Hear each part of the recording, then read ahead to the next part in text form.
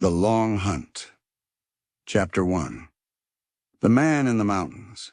Amos Reed woke before dawn, as he had for most of his 67 years, to the sound of silence. His small house on the edge of Boise, Idaho, was quiet in a way the city never was.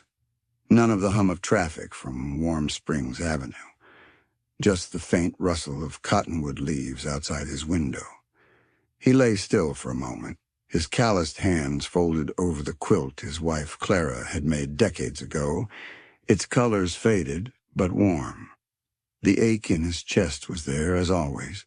Not just grief, though that was part of it, but something new, sharp, that had started a week ago and wouldn't let go. He rose, joints creaking, and pulled on his flannel shirt and worn Carhartt pants. The mirror in the bathroom showed a face carved by time, gray beard, deep lines around his eyes, a scar above his brow from a fall in the Sawtooth Mountains years back. He barely recognized himself some days, but the mountains did. They always had. Amos was a hunter, had been since his father taught him to track deer in the Boise National Forest at age 10. As a forest ranger for 30 years, he'd walked every trail from Lucky Peak to the Frank Church Wilderness, learning the language of elk calls and wind shifts. Now retired, he hunted for himself, not for trophies, but for the quiet, the clarity, the way the forest stripped away everything but breath and instinct. Clara used to tease him, saying he loved the mountains more than her. He'd laugh, pull her close, and say, "You're the only thing I'd come down for." 10 years after her death, the mountains were all he had left. He packed his gear, rifle, thermos, a worn copy of Walden he'd carried since college, and drove his old Ford pickup to the trailhead at Moore's Creek. The October air was crisp, the sky bruising purple as dawn crept in. His chest twinged again as he slung his pack over his shoulder, a sharp stab that made him pause. He shook it off, chalking it up to age or too much coffee, and started up the trail. The forest welcomed him, pine needles crunching under his boots, the air thick with earth and sap. By mid-morning, he'd tracked a mule deer to a ridge overlooking the valley. He crouched behind a boulder, his breath steady, rifle ready. The deer was young, its antlers still velvet, and Amos lowered his gun. Not today. He wasn't here for a kill, not really, just the ritual. The proof he was still alive, still capable. He sat back, sipping coffee from his thermos, the Boise skyline faint in the distance. His son Nathan lived down there in a condo near the river, working some tech job Amos didn't understand. They hadn't spoken in months, not since their last argument over selling Clara's old piano. "You don't need it, Dad," Nathan had said. "It's just taking up space." Amos had hung up, the silence between them growing wider than the mountains. The pain in his chest flared again, sharper this time, and he gripped the boulder, his vision blurring. He sat hard on the ground, breath shallow, the forest spinning. Heart attack, he thought. Or something close. He'd seen men die out here. Hunters, hikers, caught by the wild's indifference. He fumbled for his phone, but there was no signal, just the endless trees and his own ragged breathing. For the first time in years, Amos was scared. Not of dying, but of dying alone, with so much left unsaid. He didn't know how long he sat there, the pain easing enough to move. He stumbled back to his truck, the trail blurring under his feet, and drove to St. Luke's Hospital in Boise, his hands shaking on the wheel. The ER was a blur of white coats and beeping machines. The doctor, a young woman with kind eyes, told him it wasn't a heart attack, but angina, a warning. "You need to take it easy, Mr. Reed," she said. "Stress, overexertion, is catching up. We'll run tests, but you got to slow down." Amos nodded, but her words felt like a sentence. Slow down? The mountains were his life, his refuge since Clara's cancer took her, since Nathan drifted away. Without them, who was he? He drove home in the fading light, the city's glow mocking his fragility. At his kitchen table, he poured a glass of whiskey, the bottle dusty from disuse, and stared at a photo of Clara on the mantel. Her smile wide, her eyes bright, taken at the Idaho State Fair years ago. He hadn't been since she died, couldn't face the crowds without her hand in his. His phone buzzed. A text from Nathan. "Heard you were in the hospital. You okay?" Amos stared at it, his thumb hovering over the reply. He wanted to say something real, to bridge the gap, but all he typed was, "Fine, just a scare." Nathan didn't respond, and the silence stung more than the pain in his chest.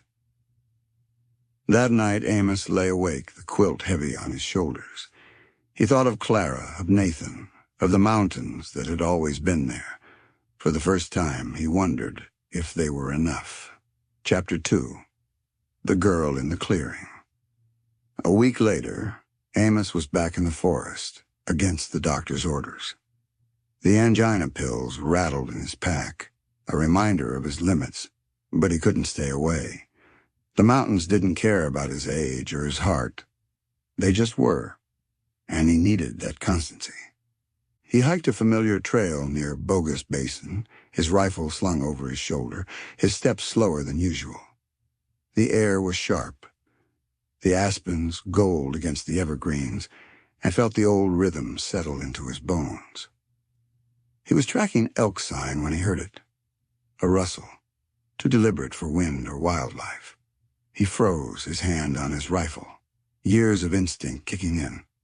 A figure stepped into a clearing ahead, not an elk, but a young woman, maybe 25, with short dark hair and a backpack. She wore a flannel shirt and hiking boots, her face flushed from the climb. She didn't see him at first, her eyes scanning the trees like she was looking for something or someone. "Hey," Amos called, keeping his voice low, non-threatening. She startled, her hand going to a knife at her belt, but she relaxed when she saw him, an old man with a gray beard and a hunter's calm. "Sorry," she said, her voice clear but guarded. "Didn't expect anyone out here." "Most don't," Amos said, lowering his rifle. "You lost?" She shook her head, her eyes flicking to the ground, then back to him. "Not lost. Looking for something. You hunt here a lot." "Most of my life," he said, studying her. She wasn't a tourist. Her boots were worn, her pack patched. But there was something else, a weight in her gaze that reminded him of himself. "What are you looking for?" She hesitated, then pulled a folded map from her pocket, creased and marked with pencil. "A cabin. My dad used to talk about it, said it was out here, near the ridge. He, passed a few years back. I need to find it." Amos's chest tightened. Not from angina, but from the echo of her words. He'd lost Clara, Nathan was slipping away, and now this girl searching for a piece of her own past. "A lot of cabins out here," he said. "Any landmarks?"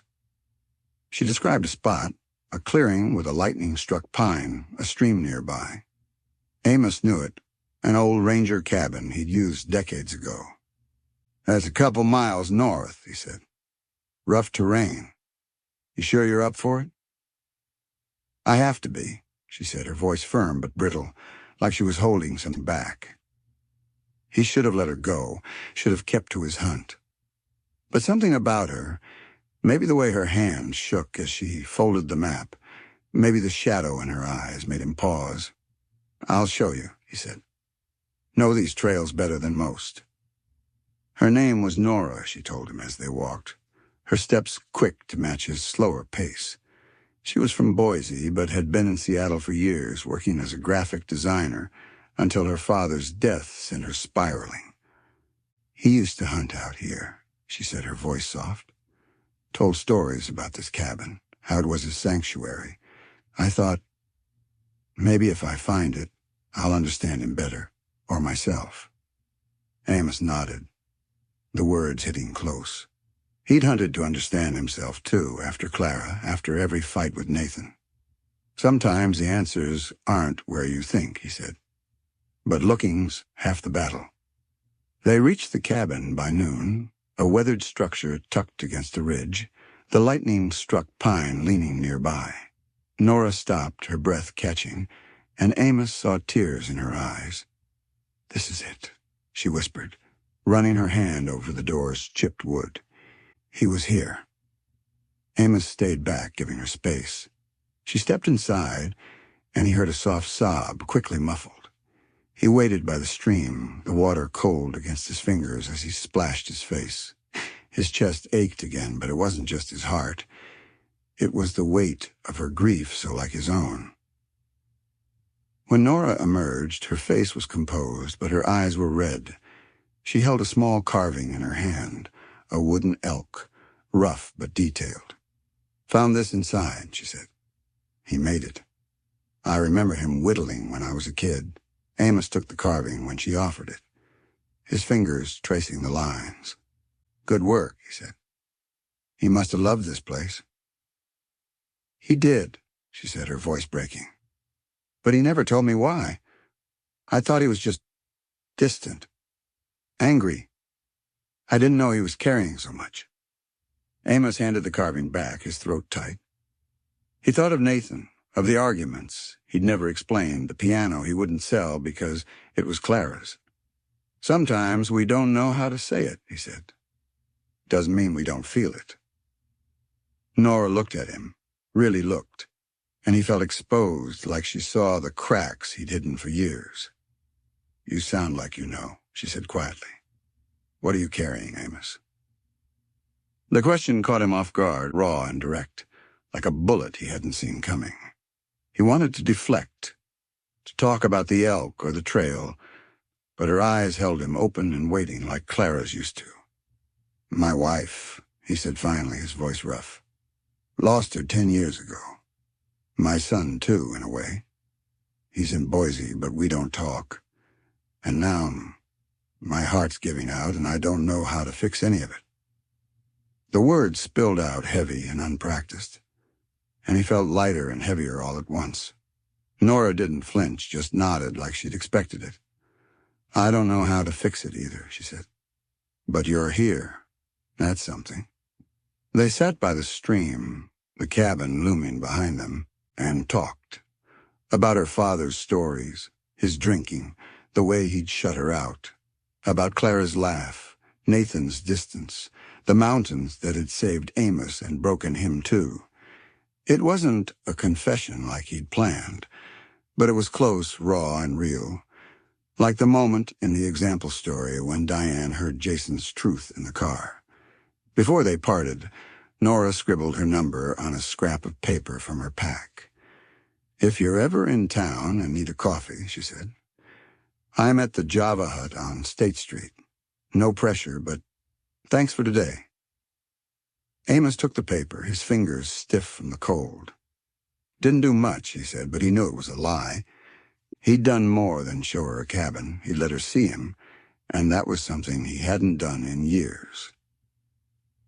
As he hiked back alone, the forest quieter now, he felt the paper in his pocket, heavy as a stone. The mountains stretched around him, vast and unchanging, but something inside him had shifted.